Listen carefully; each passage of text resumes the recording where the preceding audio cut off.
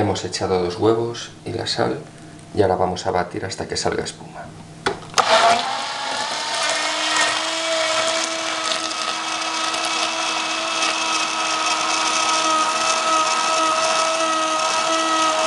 Ahora vamos a ir echando el aceite poco a poco.